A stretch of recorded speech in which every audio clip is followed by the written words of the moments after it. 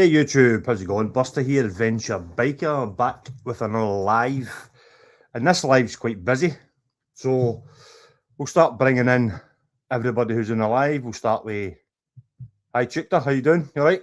Alright, how you doing? We've also got Scottish Biker Abroad. Alright, how's everybody doing? We've got Alan Takadal. Evening. And we've also got Paul, is it Old Man on a Bike? Is that what it is? Old man on a bike. No, Old Man on the Bandit. Old Man on the Hello, Bandit. everybody. So, what we'll do is we'll do our normal. We'll do a wee check-in. So, Chictor, what have you been up to last month and what have you got planned for the up-and-coming month? Well, I've not been out very much. It's been a bit bloody hot, and of course it's the school holidays, so my son's off and my wife's also off, so it's family stuff quite a lot, so I've not been out much. What I am planning to do, I've got a couple of things to do. You and me are going to Glencoe still. Are we still going? Yep.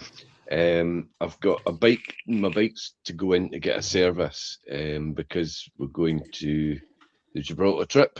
Yep. So I'll have to go and get an oil change and a check-up on that. And I've made a decision on my tyres, which I'll tell you about later. Oh, good. So, Scottish Biker Abroad, what have you been up to? And what are you going to be getting up to in the up-and-coming month? What have I been up to? I've not been out that much either since we come back for the ABR. Couple of wee runs round the block. I've got a trip planned for tomorrow. Ooh. I'm going to go to Xanten. It's a village in Germany that's originally still got a Roman wall around it and all that kind of stuff. So, going to go and do that tomorrow. Oh, good stuff. Cool. On the bike, or are you going? With On the bike. On the on the bike. Just in case you'll take your wife with you, do you know what I mean? Yeah. Takadal, what have you been up to and what you going to be getting up to? Well, I'm not long back from my Hollybobs. A cruise and stay round the Med in Spain. That was good. I've been out a couple of times on the bike since I've been back, but like pretty much like Gary, just tootling about just to get out really. What have I got coming up? I've got a few weekends away, visiting friends mainly, but taking the bike for a change. So down south of Birmingham, then up to near Stirling, and then St Andrews at the end of August. So that's about it for me. Paul, you can add into this one, but have you been up to and what have you getting planned for the up and coming month? Not been up to much really. Been out local runs around my local area, Yorkshire Dales. Was up in the Lake District last Monday. I always get the passes wrong. It's not Kirkstone. Buckstone, The yeah. Easy Pass anyway. I went over the Easy Pass down to Patterdale and Glenridding, and then up back through the Yorkshire Dales. Been at the unit fixing people's broken bikes. Happy days. Anything planned for next month, particularly, Paul? Just much the same. Just get out the bike We're the as much as I can. Yeah, I'm out every week, every weekend, and just get out there and put the miles on it.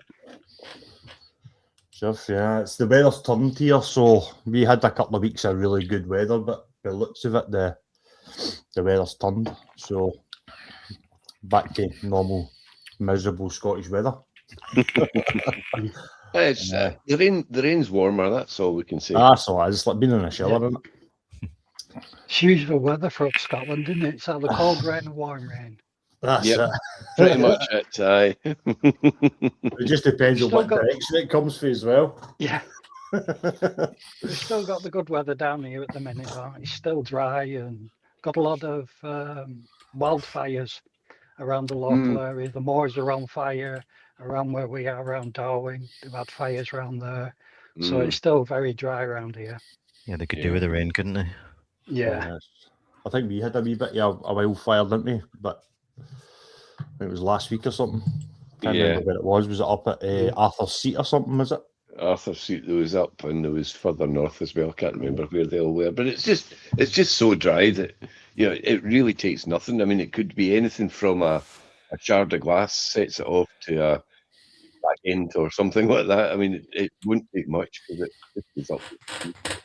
Well, the ones round here, they were saying kids were lighting barbecues and they've been arrested for arson and all this type of stuff. It's just stupidity to, to go Yeah, out there and do that. It's terrible.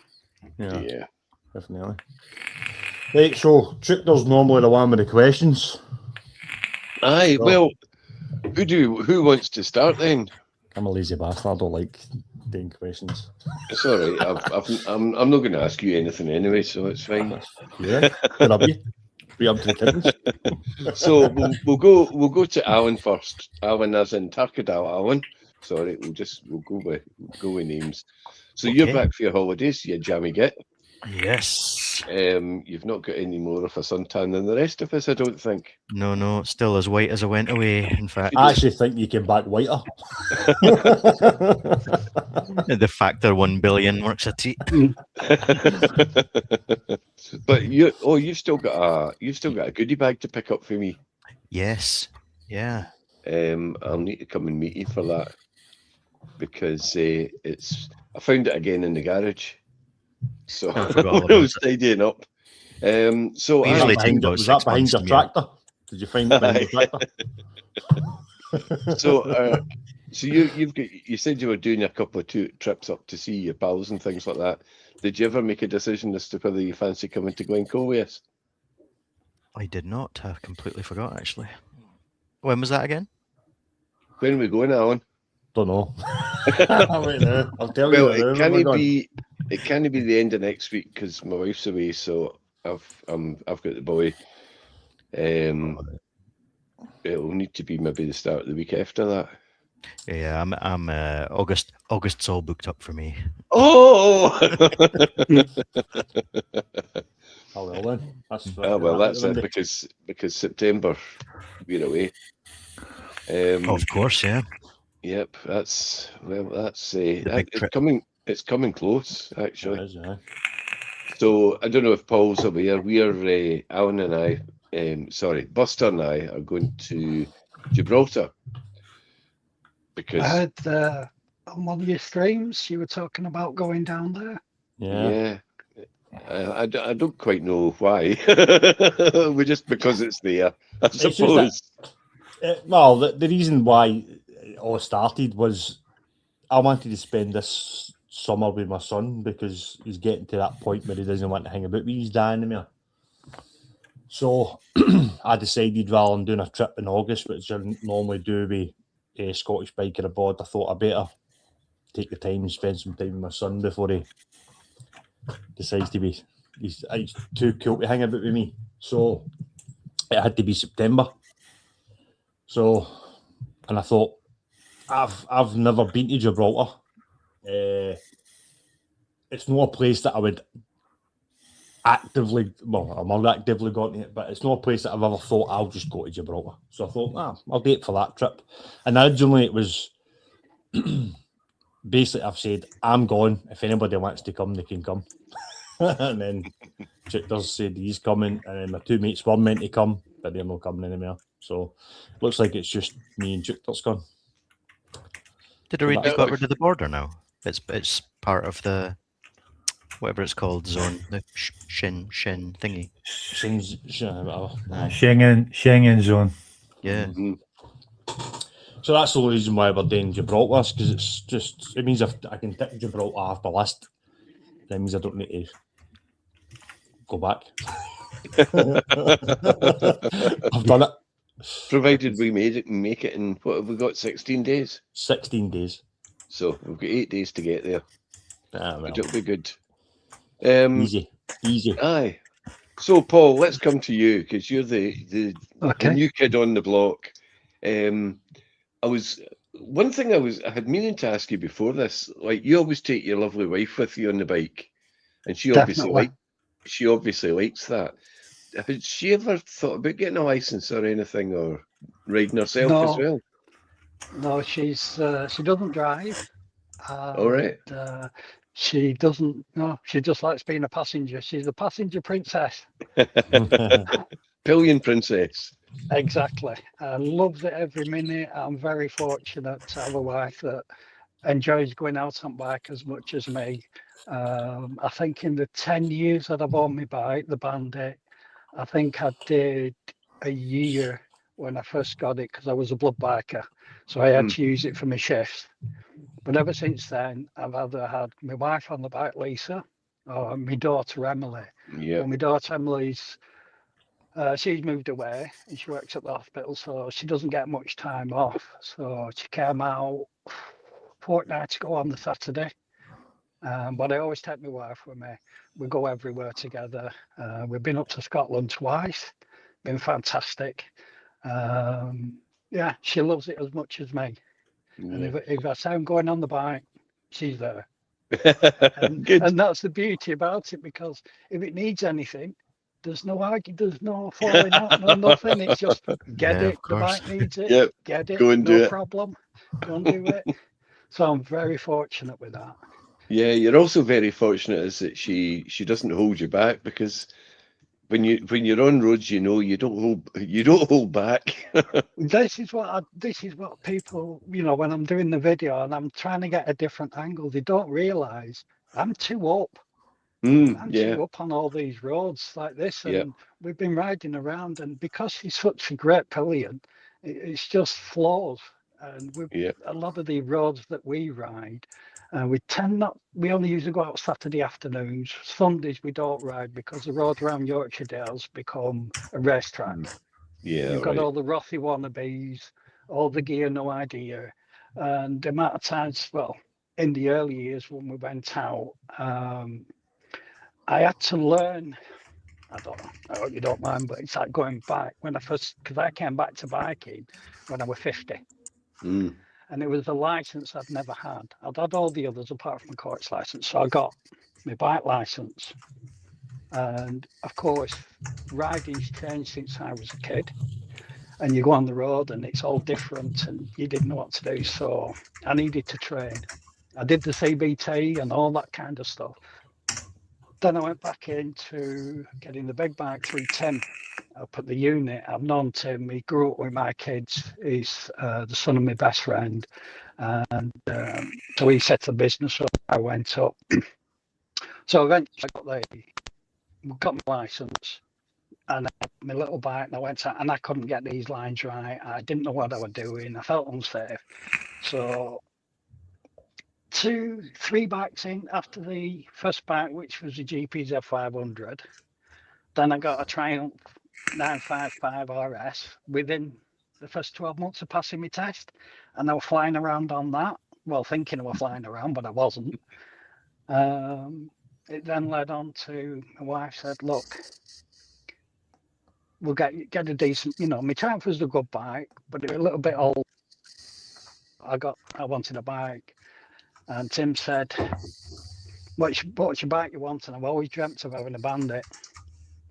My dream bike. Most people had said they'd want Ducatis and super bikes. Me, no, I just wanted a Bandit. So I got that, passed my test, and had a bit of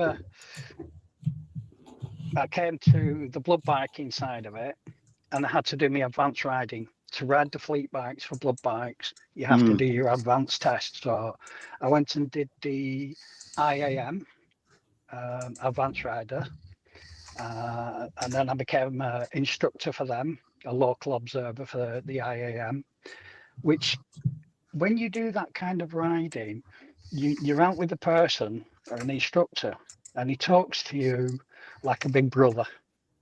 Like you've got a big brother on the bike and he'll explain everything to you, how to do things, where to position yourself, and it just clicked. So I did that test, became an instructor. Then I thought, I need some more training. I was safe. I was 100% safe. I got a first with the IAM, and then I went and did ROSPA, which is the other group. And I did the ROSPA test, got a goal with them. And then it's just now when we're out and about, you feel, because you know what you're doing, you're comfortable, you can see where you're riding. It's all about your observations.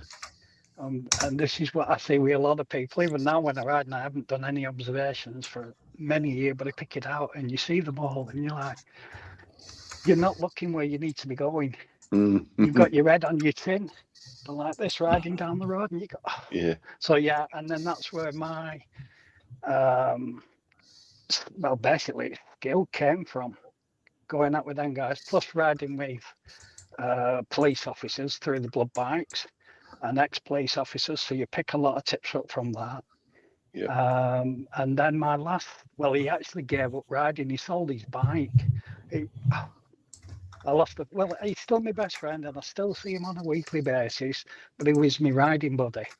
We rode everywhere, and he could ride. He was your classic. You want to show anybody how to do skilled riding? Watch him. He could put that bike wherever he wanted. He had a FJ 1300. We went to France, south of France, down to my sister's when she lived down there.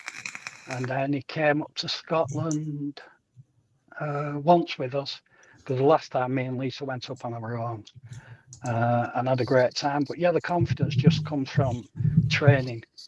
Yeah. And There's putting not it into very many. practice. Yeah, there's not very many people do the IAM and then do ROSPA, or vice versa. It's usually No. one or other, isn't it? Yeah, well, because I'd done the IAM and I knew the people in it, and there was the guy from, he was one of the, I'm going to call it a chief examiner, because all the examiners for the IAM and ROSPA are independent. They're not formed in any group. They're like, how do you call it? They get paid. They're independent people.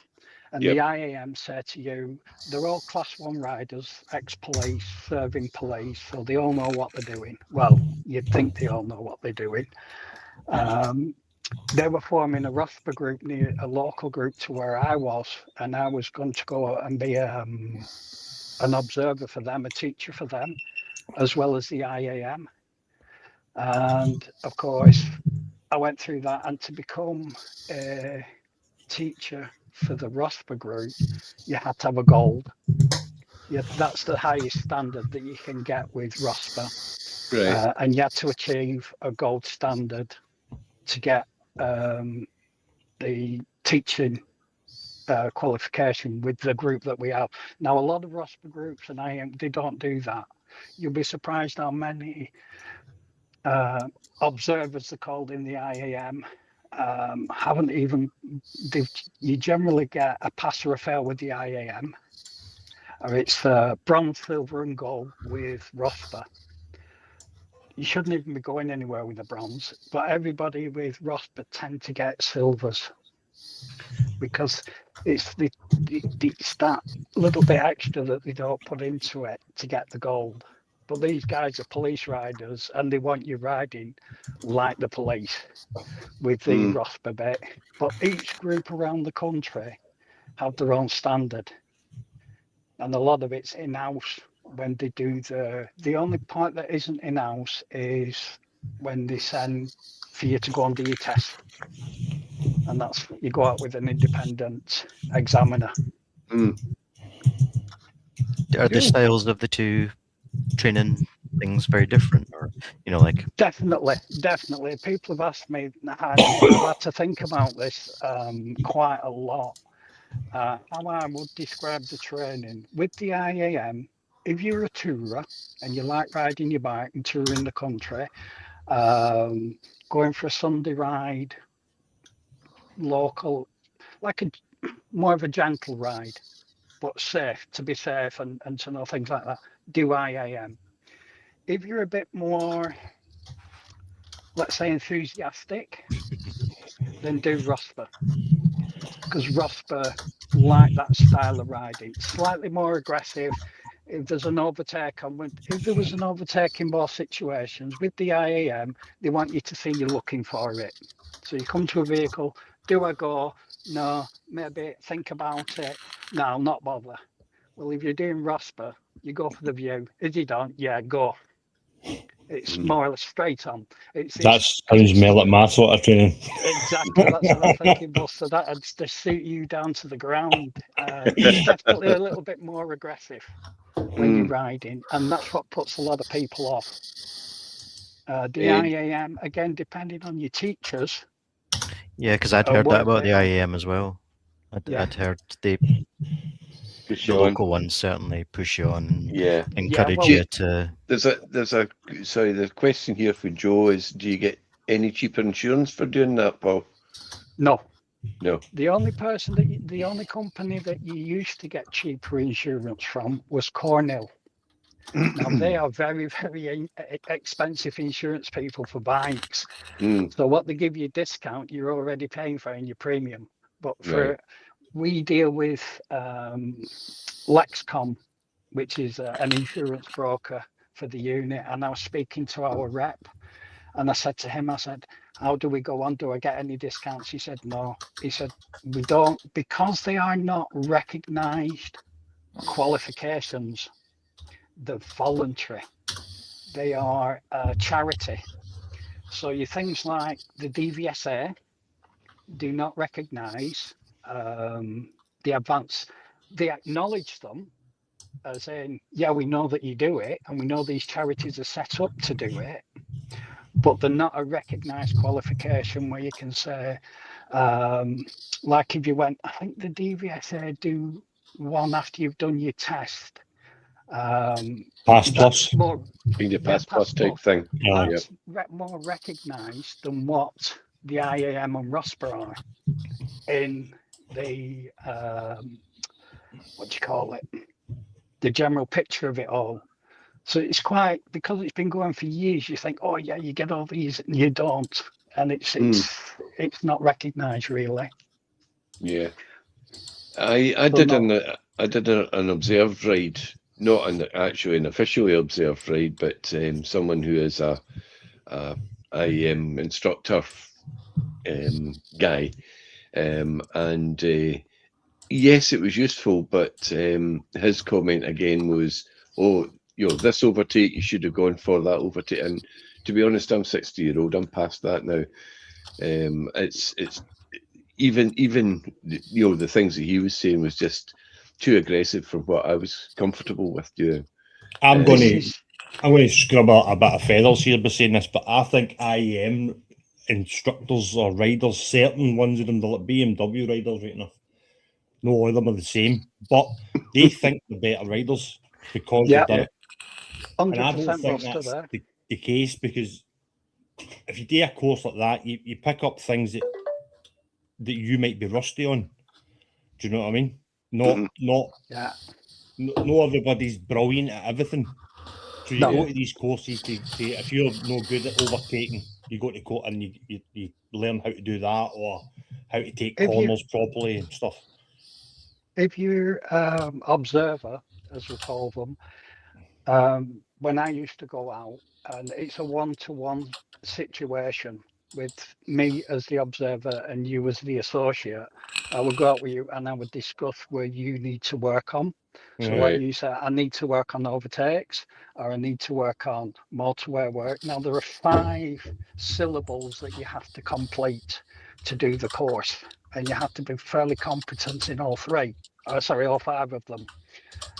And you do find the stereotypical advanced person rides a GF, has all the gear, and it just, I was when the group I was associated with, we used to do what they call, it used to be called Corns Day. Basically, they take a car park at school, they rent a school car park out on a Sunday morning, they set all the corns up, and you ride around them at slow speed, which is brilliant practice for everybody to do. Learn to control your bike at slow speed, because that's when you're going to drop it.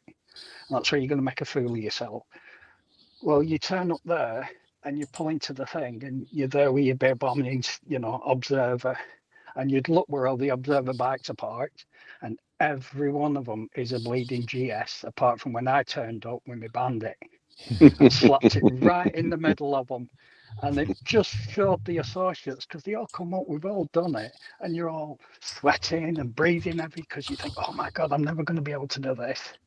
And then you just go and talk to them and say, you don't need one of them big bikes. because they're very difficult to manoeuvre slowly. So you get on your lighter bikes, you know, they're far easier. You know, and some of these guys that were observers that have been doing it. There was, we used to walk round with the associates round the course, round the corns, fine, keep them settled. And then at the end, we'd have where the observers would do the course. We would do exactly the same as what the associates did. And there was only ever 3 of us that did the course every time. The rest of them wouldn't do it because they couldn't complete it. And they're supposed to be teaching. The teaching, They're the instructors, and some of them were more qualified than me. But again, at the end of the day, it's money. It boils down to money. The observers, me, didn't get paid. Don't get paid, don't get no allowance, don't get nothing. We did it all off our own back, our own fuel. We have to tell our insurance companies that we're doing it, and they're very good. They said it doesn't matter as long as you're not breaking any speed limits, which we didn't. So it's further up the chain that the money starts. When you look at the top people in the IAM that get lots of money for it. But it's very surprising because at the end of the day, you work hard for that piece of paper, and then when you look at it and people turn around and say, well, it's not really worth the paper it's printed on officially, but for you, I know I've done it, and I feel I've benefited from it. Yeah, but that's the main thing. If you feel that you've benefited from it and your skills have improved because of it, then that can only be a good thing. That was down to my observer. He was an absolutely fantastic observer, and then what married it off for me was when I met my friend Steve. We met as Blood Bikers, and then we just became riding buddies, and we were out every weekend. We went everywhere together on the bikes, and I learned so much from him because he was older, but he knew what he was doing. And that's where people can learn. You don't have to go and pay these courses. Go and find somebody like yourselves. You've all got skills. You can actually pass them on. Yeah, the skills. Keep my license. That's what mine is. That's my master. Just keep my license. Well, the thing is, I mean, Alan Tarkadal here is still a relatively new rider, and that's one of the things that we've been saying to him is go out with other people, because you pick up things, and try not to follow Buster. And if you are following Buster, just try and keep up. Buster was very reserved when I was following. Yes, he was.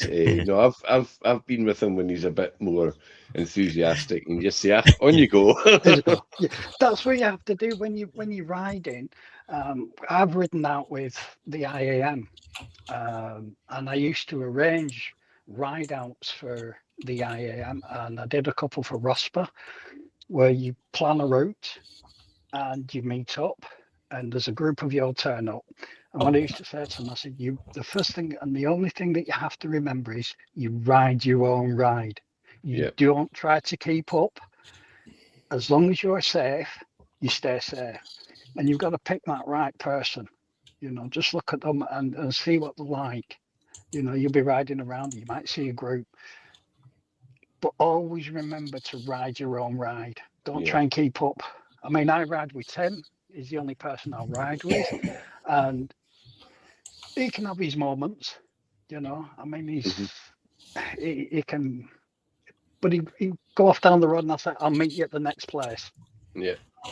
And then you just meet them there. Yeah, I was following Gary from the Glespin to Muircourt Road. Remember that bit, Gary? Yeah. And there was one, and I'm just sticking to his now. I think I've only ridden that road twice, and only once in that direction. And I don't know that Gary knew it all that well either, but we hit one corner where I watched his foot peg scrape, and then did the same thing. And I think the reason for that is because Buster was up ahead, so Gary was trying to keep up with Buster, and I was trying to keep up with Gary. But yeah, it was a bit of a bum twitcher and a slow down moment. Yeah. But You remember that, Gary? Yeah. A lot of riders, new riders anyway, don't realise that every bike handles Dylan. differently. So if you're in like a BMW and there's a Triumph following you, or if Triumph's following you, that BMW could take that corner slightly different what the Triumph could. And same with like if it's a T7 or if it's any other bike. And I've seen that. In fact, I've got a video for you last night. There was sports bikes coming down the road from Hamilton to East Kilbride, and one of the sports bikes was obviously not as powerful as the other ones. Or it might have been a wee bit too powerful for the rider anyway. They've all took the big sweep and bend, and this guy's took it, and then he's veered from the lane 2 into lane 1 onto the slip road. I've got it on video, and I went, that's his bike's obviously not the same as the rest of them. Yeah. It's, yeah. You do and find I mean, with a lot. sorry, Paul, carry on. I say you do find a lot with the bikers when we go out, especially riding around the Yorkshire Dales, the roads that are around here. They're all sports bikes. The GSX 5000. You get a lot of Ducatis. There's a lot of powerful bikes flying around, and you can guarantee every weekend they will shut off the hose to Ribble Head Road because some bikers put it through the wall. Or he's had a crash because they're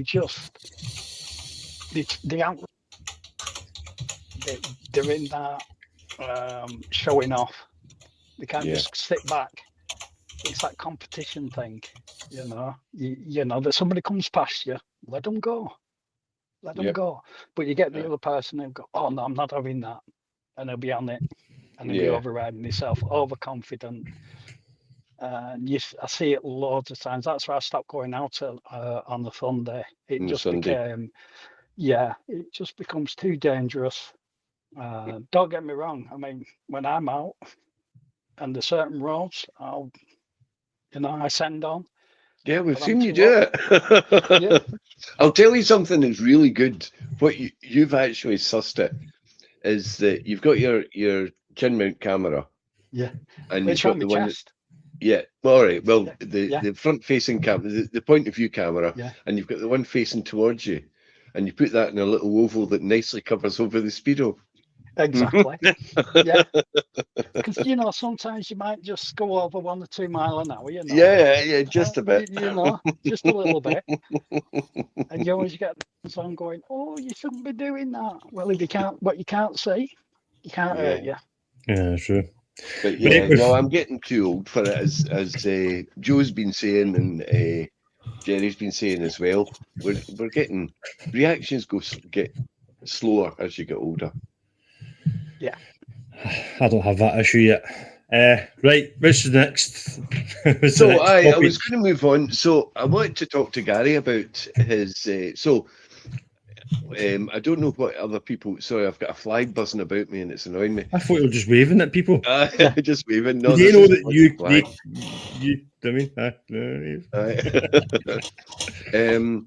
So Gary and I both use DaVinci to edit videos, and Gary's got this thing that he's doing now. This AI thing. I don't know, but tell us a bit more about that. Get the spray out. I've got one of these electric bats actually. I'll need to get that. So Gary has got this thing where he's kind of automating some of the processes with multicam. So do you want to tell us a wee bit about that, Gary? Because I wasn't making much of it when you were showing us it. No, I was getting a bit bored having to import all the videos into DaVinci and sort them into cameras and into days if it's a multi-day video. So I started there. I wanted a program that would import them into DaVinci, sort them into days, sort them into cameras, put them in bins. That was what I started today. And then I started reading the data, the metadata for the cameras so that I could get the locations for the GoPro 13s, get GPS. Then I can do the transcribe and I can do IntelliScript for the people that don't use DaVinci. This is all Chinese. So I've automated all that. So actually, the most handy bit is that if you put all your videos into a folder and you press a button, it will sort them all, import them into DaVinci, into bins per day, per camera. Cool. So how much time do you get back? Like, is it saving loads of time? It's the only advantage. The advantage is that it's already created the timeline with the name of the camera. It's created the bins with the name of the camera. You have to do all that manually, because once you import them, you'll have to sort the bins into what kind of camera it is. That saves that. So I would have said, I don't know, 20 minutes, half an hour. Can you sync them as well if you've got multi cameras? I know that DaVinci's got an auto sync, but I've never been able to make it work properly. I'm still working on that. Right. Okay. So Kimmy goes asking Gary, is that a special piece of software required? Well, obviously it would be, because I've built it. So which was my next question is, can you share it when you fixed it all? if you want to use it, it's free to download on GitHub. I'll wait until you've got it sorted. All the tweets ironed out. No, but if you want to use that bit where it imports it, that'll work straight out the box. Right. And that's already on GitHub. I'll put the link in the chat. Cool. Because it looked quite good, but I'm not really kind of full fee. I certainly can't program things and things like that. So, and in fact, if you've made something that does it or organizes it, then then I can ask you questions on how to do it. Then that's that's kind of what I want. So just go back to what you said there, Chuka. So is this something that Filmora can do that DaVinci can't? Is audio sync? No, Right, DaVinci can do it. DaVinci can do it, but it's. Do you know what? It's actually quicker for me. You know how I do my 1, 2, 3 clap? Yeah. And that works perfectly for me. And it's actually quicker for me to sync up three cameras using that than it is to do the auto sync on DaVinci. Well, you need to do that because you want to pull it into multicam then after that. Well, the way I do it now, I don't have an issue with it. I can sync up because I've got the mic connected to the 360. Yes. And then the mic connected to the Action 5, sorry. Yeah, it's just as long as the audio sync it first before a multicam it. It will only do it when you click the multicam. That's what DaVinci can do. DaVinci can do that as well. You just have to have audio on all your cameras to get it to work properly. Yeah, and that's why Buster's got a row of microphones across the front of his helmet. more money than sense. Joe says he uses his horn. Yeah, we know how well that. Yeah, we know how that works. So especially if you've got 5 or 6 people behind you tooting their horn just to annoy you. We're just returning when Joe gives a toot. We just like to give him a toot back, you know. Yeah, a toot. Right, so what's next on the agenda then? All right, hang on. Get your specs on, Gene. Get my specs on because I can't read otherwise. Oh, quickly, Paul. You had a Hero 8 the last video I watched.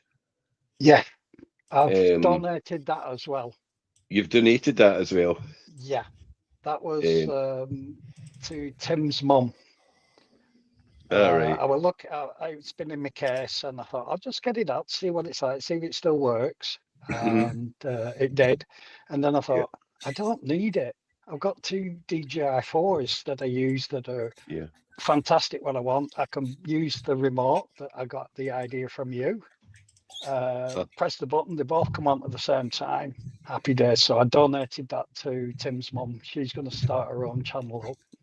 Cool. I was just wondering because what I'd done is I've got quite a big telly, and when you were using the Hero, I thought I'm going to put that on the telly, and it definitely wasn't as good as a DJI quality wise. It was well behind, but then it is an 8, Yeah. so it is Yeah. getting quite old. Cool. Okay. So, where was I? It was Gary. Alan's back from holiday. I suppose the big topic really is Superbike Factory. Has anybody bought anything from Superbike Factory? Well, when they were I still can tell you going? some stories about Superbike Factory if you want. Well, you You can, but I mean, probably the reason they went bust is because people kept selling them knackered old Africa Twins. I don't know who that was. What was that? So I've got a few stories about Superbike Factory. So they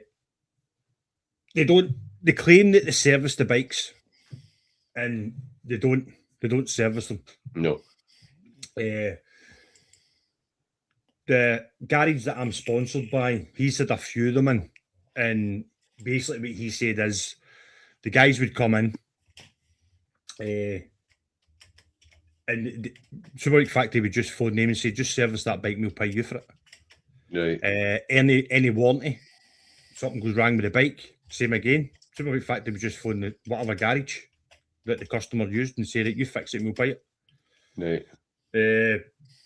Other one was there's one of his customers had sold his bike to Superbike Factory, and that was a year ago, and it's still in his garage.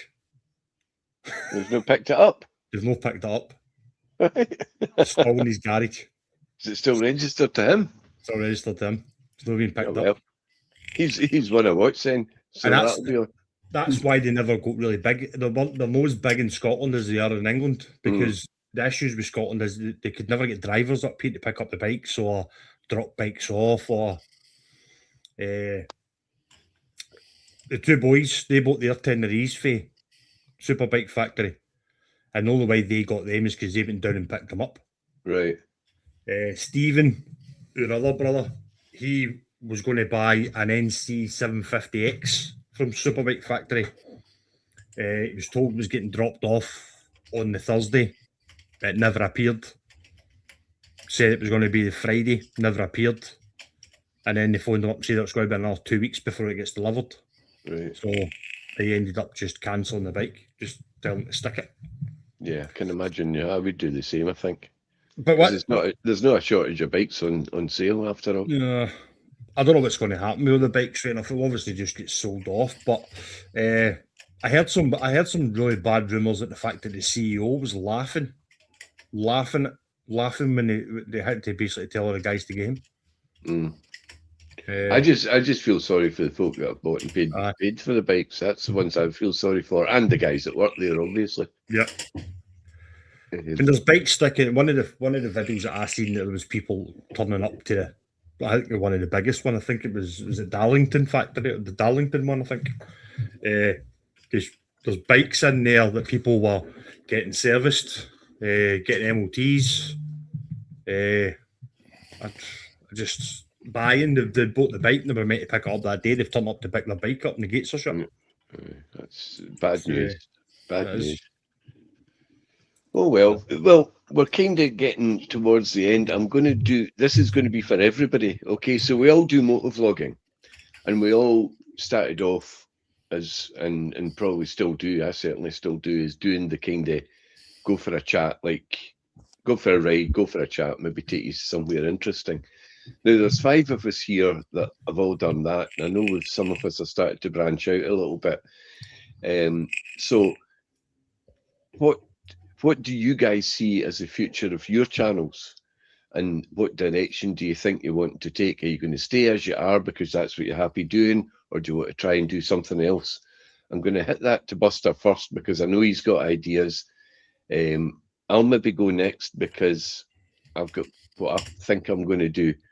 And then we'll run round everybody else. So does that all make sense? Yeah. Yeah. So, yep. So Okay. I'll go first. Since You go you've first, given me the pleasure. So I got the idea, believe it or not, for Lee Baileytron. We're just at the ABR, just chatting away, and he does motovlogging, camping sort of thing. I mean, I was just talking to him about obviously the way I do my camping and stuff when I'm on the motorbike, and I'm going to start doing a kind of more a survival, lightweight packing stuff that you can do on the bike rather than taking a full camp system where you tent. You can do it with a poncho, and it's actually not here, but I've got an Arctic sleeping bag that's got a bivvy, that sort of thing, in the wilderness, setting up bivvies and stuff like that, and bashers and stuff, just as if something you can take with you if you ever get caught short. You know what I mean? Your bike might break down the middle of nowhere and no signal. Do you know what I mean? So That you sort as of light thing as I kinda possible, see. can I? Aye, just Yeah. have it Well, I mean, with you in case. Do you know what I mean? But it's very lightweight. Belatron's got all the stuff, so He's he almost glamps. He's got so much gear with him, and it's good to see. I mean, there's nothing wrong with that. Buster's going more kind of Ray Mears, I think. Aye. Going off grid, because the stuff that I like to do, I'm going to start doing a lot more of what my last video was, even though it was a bit. The title was a bit. That was that vidIQ, which I've stopped using because I put that title up and I thought, All right. that's clickbait. That I've not changed it yet. Did you just use the Neo, or have you bought the Neo 2 now for the drone to follow you? I just used the Neo. Just the Neo, that worked all Aye, right. 'cause I wanted to use the Neo to see if I could get the footage that I want for that first before I commit to buying a Neo 2. And that was it's quite a good camera on that Neo. Aye, oh no, it was quite effective. So, I want to try and do more stuff like that. Go up the hills like that, and then camp up there. And the thing is, as well, that in one of your videos you had done your whole camping solution in a 118-litre bag, was it? Yep. 118-litre So- bag. So that's not difficult to carry about with you. No, and I want to make it even simpler. I want to Aye. show people that you can make it. There's stuff out there that you can buy that I don't want to give it away too much, but 2 seconds. This isn't it, but this is the size of it. This is it's going to be a sleep system, not your food or not your, but just what you sleep in can fit into a bag that size. Right. So that video's coming up soon, and it's not that big, it's not that heavy, Yeah. and it's something you can sleep And in know if that- you really get stuck. No, that warm either. No, it's warm. Is no, it? it's not. It's warm, and I'll show the reason why it's warm All right. Okay. when it comes when the video comes out. Cool. Or 'Cause when if I you've do the got- video, actually, should I say? If you've got your bouncing bomb, you'll not get that in an 18-litre bag, that's for sure. Oh no, fucking my proper Arctic sleeping bag. Aye. You can't get that. But this system that I've found, and I'm waiting for it to arrive so I can do the video. Comes not that far away from Vagarius. No, Oh well, so that's your plan for the future that's for your that's channel. my do more kind of survival camping kind of stuff. Cool. For me, I'm gonna go. I've my subs have shot up, and most of the subs that I've got have come from the States, and so I like the history side of things. And I'm pals with a guy called Bruce Fumi, who does a channel called Scotland History Tours, and he's really up on history. So he's done an awful lot of the research of the stuff that I would want to go and see. So I'm going to go for that, I think, because I've kind of lost my mojo a little bit on the just going and riding and talking. I like to do that now and again, and I still will do that now and again, but I think I'll incorporate with a video to something historic, because what I want to show to people is that in Scotland, you don't just need to go to the usual suspects, Edinburgh and bloody Loch Ness and all the rest of it. You pick any random old town in Scotland and there's a good lot of history to see there. Dumfries is obviously the starter for me. So that's the kind of direction that I'm going to go. Carry on with the chat, but probably incorporate a visit into something with a wee bit of story, a wee bit of history about it as well. Sounds like a good idea. Gary, what are you going for? Uh, You're slightly different because, of course, you're over in Holland, so you're kind of different to what we're doing already. yeah. I was going to do a big trip this year, but I've decided work commitments and that kind of stuff. I'm not going to be able to do a big trip, so I'm going to do. I've got loads of holidays. You know that already. I've told you a few times. Aye, we know you get loads of holidays. Don't need to keep rubbing it in. So I've got to use them up anyway. So I'm going to do a lot of weekends. So I'm going to take Fridays or Mondays off. And what I thought about the last couple of times is, Holland is actually a land where people don't know that much about. If you ask people, they know Germany, they've heard of Belgium, they've heard of Luxembourg. They don't actually know that much about Holland. I do. Windmills and clogs. Yeah, and tulips. And it'll be a bit the same as what you're talking about, but it'll be about the war. The war's really big here, so there's a lot of stuff to do with the war here. So I would like to do the Atlantic Wall, and that kind of thing, and more also a bit of history stuff, and not just chatting on the camera. So that's the idea. Cool. And Paul, you do well. I've seen a couple of videos where you've been to like landmark kind of places as well, and you have a chat about the bikes and the problems that you've had in your unit as well, which is quite cool because you talk about things that have gone wrong with various types of bikes. Is that what you're going to carry on doing? Yeah, much. It's very difficult. I'm basically going to keep it the way it's going, because if it's not broke, don't fix it. Yeah. And it works for what I like, because basically I just like the videos for myself to watch them and memories. People will enjoy them. So I'm going to be doing much more of the same. I can't record videos at the unit because Tim does that anyway with his own channel. Yeah. And the customers' bikes. So more or less what I'm doing now, it just seems to work. Yeah, it's good because you've got the stories of the things that have gone wrong with the bikes and what you've done to fix them as well. Alan, Darkadal, sorry. Yeah, time is not my friend at the minute, so I'm just sticking where I am. I'm trying to do some more short massive ones. big promotion and a massive big pay rise. Well, I'm not denying that, but the biking part's more fun. The work sucks. I'm trying to do more shorts. I think at the minute, I'm still going out on the bike. I'm just not actually taking the DJIs and stuff much. So just kind of stopping with the phone every now and again. I did do some recording. I just seen a short of yours just before we came on, actually.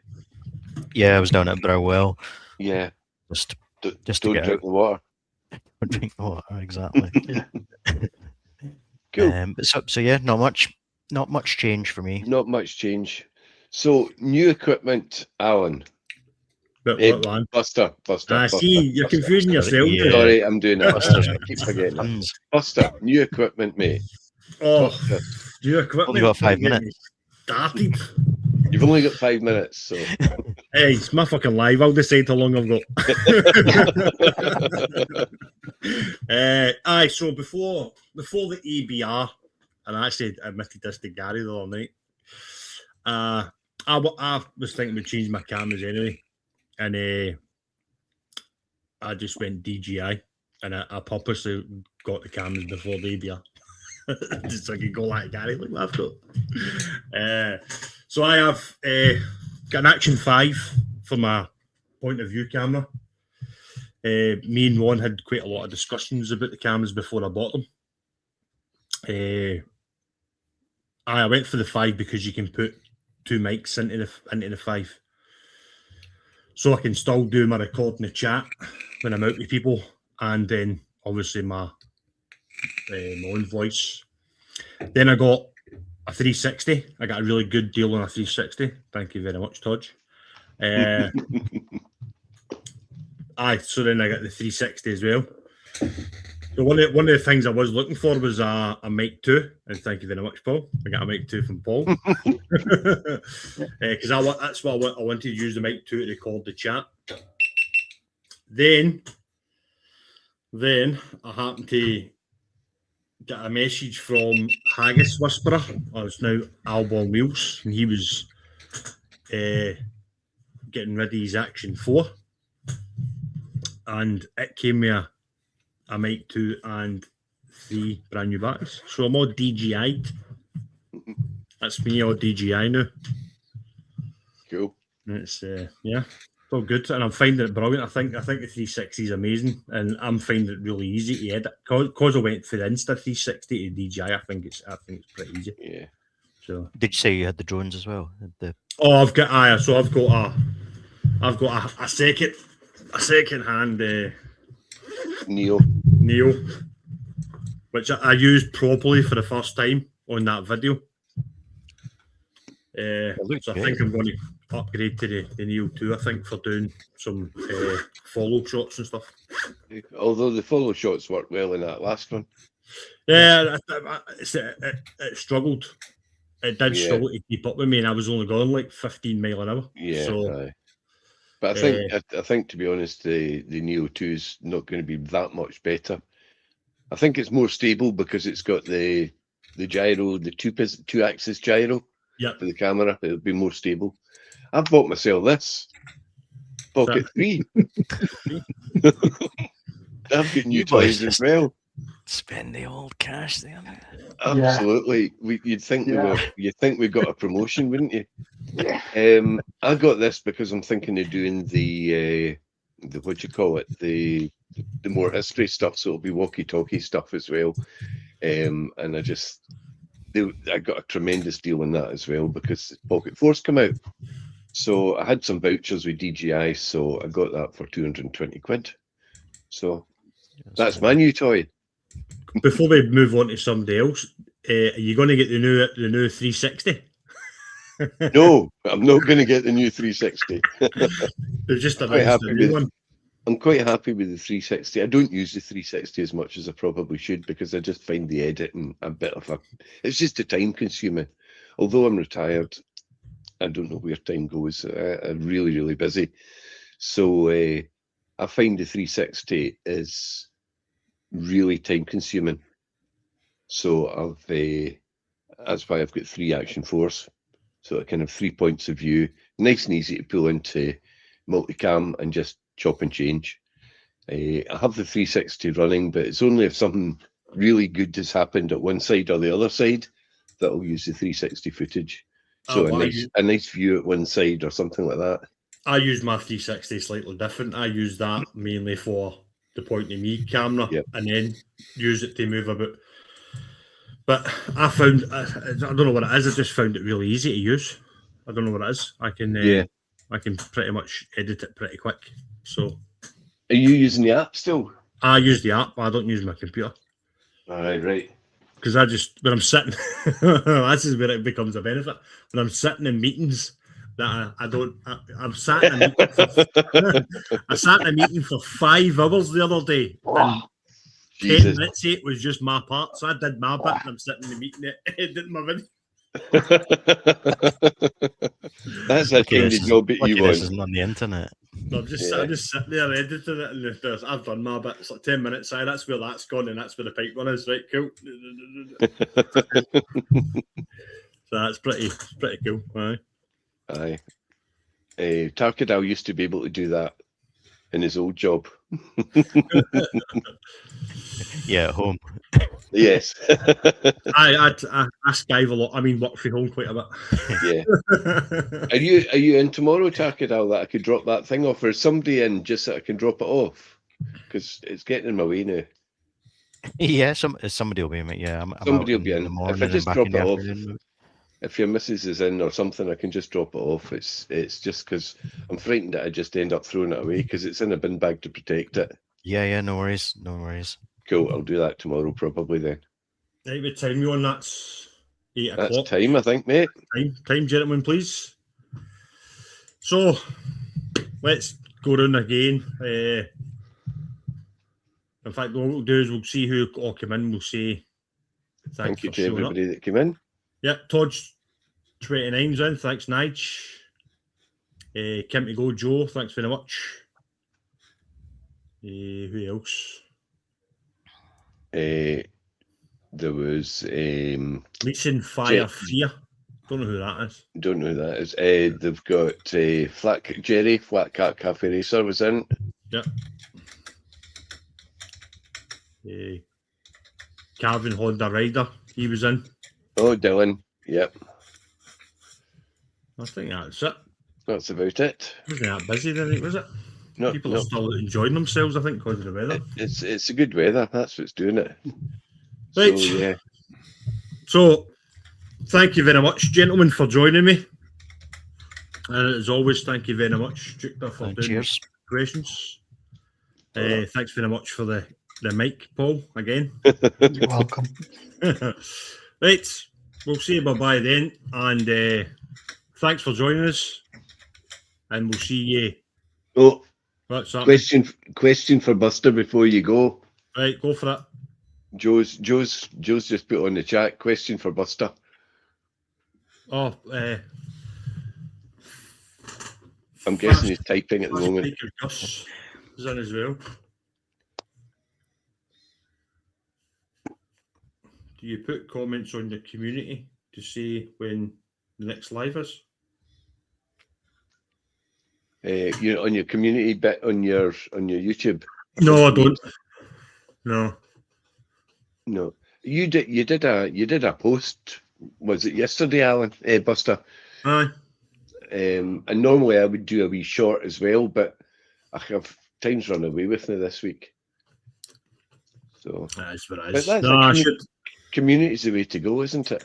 I should have maybe put one on the community. I think I did it last month. Aye. I think I just forgot this month. It was.